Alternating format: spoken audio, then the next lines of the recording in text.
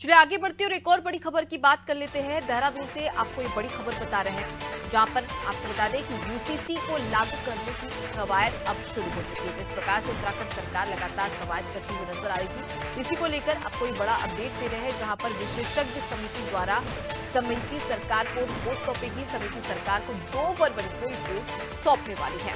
तो विशेषज्ञ समिति सरकार को रिपोर्ट सौंपेगी। 2 फरवरी को ये रिपोर्ट सौंपी जाएगी, जहां पर यूसीसी यूनिफॉर्म सिविल कोड को लेकर जिस प्रकार से मुख्यमंत्री पुष्कर सिंह धामी का बयान भी सामने आया था, जिसमें उन्होंने कहा था कि जल्द ही यूसीसी देहरादून के साथ ही साथ तमाम जो अन्य जिले हैं यानी कि उत्तराखंड में लागू कर लिया जाएगा और इसी की कवायद यहाँ पर की जा रही है। सोनू हमारे साथ में जुड़े हुए, उनका रुख कर लेते हैं। सोनू, गोवा के बाद में उत्तराखंड में जिस प्रकार से तत्परता से काम किया जा रहा है और मुख्यमंत्री पुष्कर सिंह धामी लगातार इस पर जोर देते भी नजर आ रहे हैं कि किस प्रकार से यूसीसी को उत्तराखंड में लागू किया जाए।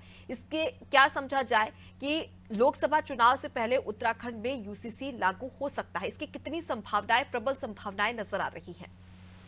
देखिए, अगर हम थोड़ा कुछ समय पहले की बात करें, जब सरकार का गठन हो रहा था, पुष्कर सिंह धामी ने सरकार की कमान संभाली मुख्यमंत्री के रूप में, तो उस वक्त जब पहली कैबिनेट की बैठक हुई थी, तो तब इस बात को कहा गया था कि जो आने वाला समय है उसमें यूसीसी को उत्तराखंड में लागू किया जाएगा। सरकार का यह संकल्प है और इसी दिशा में लगातार सरकार ने प्रयास किए।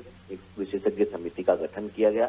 विशेषज्ञ समिति ने अलग अलग समय पर अलग अलग स्थानों पर समाज के अलग अलग तबके के लोगों से उनके साथ रायशुमारी की, उनके महत्वपूर्ण सुझावों को लिया और उन सुझावों को इसमें शामिल किया गया और इस पर लगातार कार्य किया गया। और जब जब इस विशेषज्ञ समिति का कार्यकाल पूरा हुआ तो उसको आगे बढ़ाया गया। अभी कुछ समय पहले की अगर हम बात करें तो 15 दिनों का समय यूसीसी के लिए गठित जो विशेषज्ञ समिति है उसका कार्यकाल बढ़ाया गया। और एक तरफ सरकार विधानसभा सत्र आहूत करने की अधिसूचना जारी कर चुकी है और दूसरी तरफ मुख्यमंत्री ने इस बात पर फोकस किया है कि यूसीसी का जो ड्राफ्ट है वो लगभग तैयार हो गया है और 2 फरवरी को जो विशेषज्ञ समिति है वो अपना ड्राफ्ट जो है यूसीसी का वो राज्य सरकार को सौंपेगी और उसके बाद सरकार इसका परीक्षण कराएगी और कार्मिक विभाग की औपचारिकता पूरी होने के बाद इसको विधानसभा के सत्र में लाया जाएगा और उसके बाद इसको लागू किया जाएगा।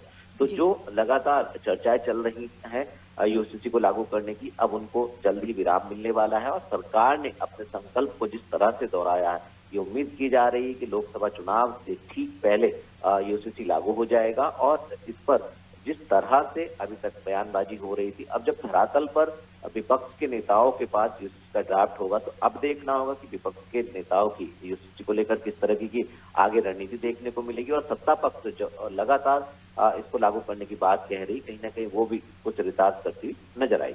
जी बिल्कुल, तो एक देश एक कानून को लेकर किस प्रकार से यहाँ पर राज्य सरकार की ओर से फैसला लिया जाता है, ये देखने वाली बात है। फिलहाल के लिए मैं लौटूंगी आपके पास में, सुनो आगे भी आपसे खबर पर अपडेट लेंगे। तो देखिए, प्रधानमंत्री नरेंद्र मोदी के द्वारा अपने सभाओं में ये इस बात का जिक्र किया गया कि एक देश एक कानून होना चाहिए और इसी को लेकर यूनिफॉर्म सिविल कोड पर जोर भी दिया जा रहा था।